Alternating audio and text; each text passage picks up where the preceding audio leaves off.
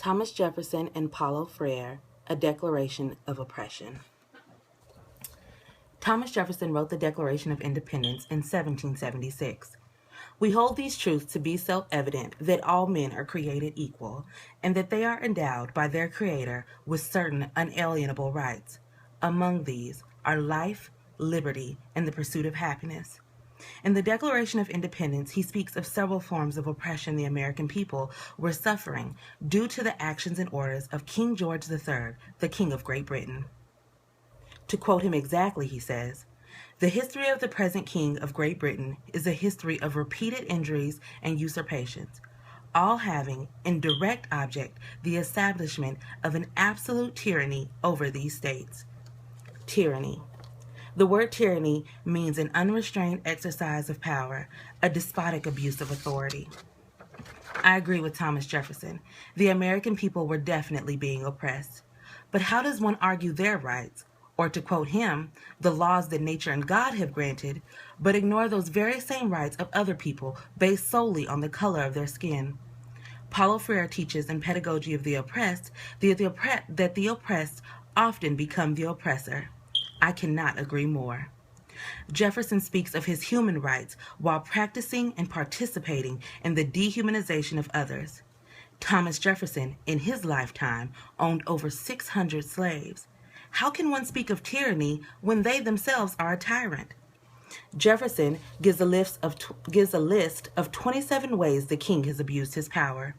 A few among them that stand out to me because while he argues that they are offenses being done to the American people are practicing these same offenses in a greater and worse magnitude against African Americans and people of color.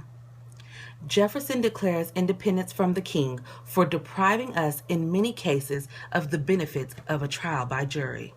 And yet, no testimony could be made by a slave against a white person. Therefore, the slave side of a story could never be told in court. They are never given a trial by jury. Jefferson declares independence from the king for transporting us beyond seas to be tried for pretend offenses. And yet, slaves were being transported and sold into bondage across state lines and across seas. Jefferson declares independence from the king for quartering large bodies of armed troops among us, for protecting them by a mock trial from punishment for any murders which they should commit on the inhabitants of these states. He has plundered our seas, ravaged our coasts, burnt our towns, and destroyed the lives of our people. And while writing this, slaves are property of their owners. Babies are plundered from their mothers. Their bodies are ravaged and used up until they give out for them after years of excessive labor and abuse of all kinds. They are dehumanized, often not even thought of as humans, but as a sort of subhuman, and their lives are destroyed. Majority never even being granted a life at all. They are born and they die in servitude. Jefferson writes that the king has constrained our fellow citizens, taken captive on the high seas, to bear arms against their own country, to become the executioners of their friends and brethren, or to fall themselves by their hand. And yet it was acceptable to make slaves the overseer of other slaves and commit crimes of horrific abuse against their brothers and kin just so they could avoid the whip themselves. After reading this several times, I must say, pot, meat kettle. While I know Jefferson is a revolutionary and a forward-thinking man, he was also a product of his time. Being a reader of his writings and an African-American woman, I am torn.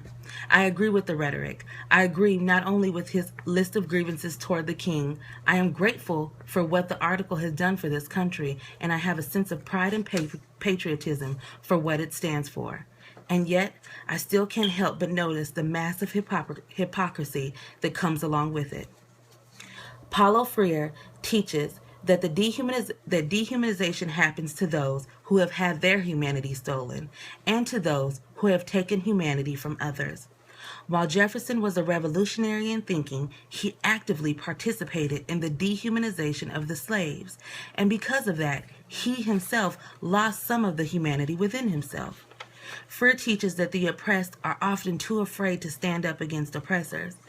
Jefferson was backed by several notable countrymen along with the majority of the American people, if not all, when he wrote of the oppression and injustice being done by the king and declared America's independence. But injustices were taking place to people within his own land by his fellow citizens, not just against African Americans, but Native Americans as well. And yet he did not stand up against it. He could have gone farther. He could have stood up for life, liberty, and happiness for all men, not just white men.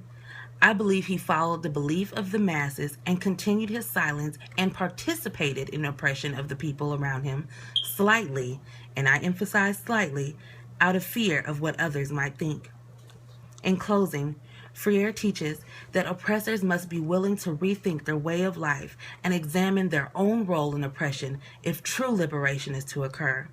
He writes those who commit themselves to people must re-examine themselves constantly.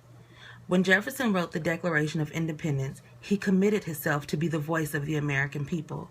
When he declared life, liberty, and the pursuit of happiness for all men, that's exactly what he should have meant, all men. Jefferson was an extraordinary man of his time. The Declaration of Independence is one of the greatest written works in American history. That being said, Jefferson was an oppressor. He only extended what he referred to through John Locke's teachings as the natural God-given rights of men to the men that look like him. While I appreciate Thomas Jefferson and the Declaration of Independence, through the teaching of Paulo Freire's Pedagogy of the Oppressed, I am able to recognize the double standards and contradictions inside our nation's important texts. While Jefferson was actively resisting oppression of the king, he was also actively participating in the oppression of people of color. Thank you.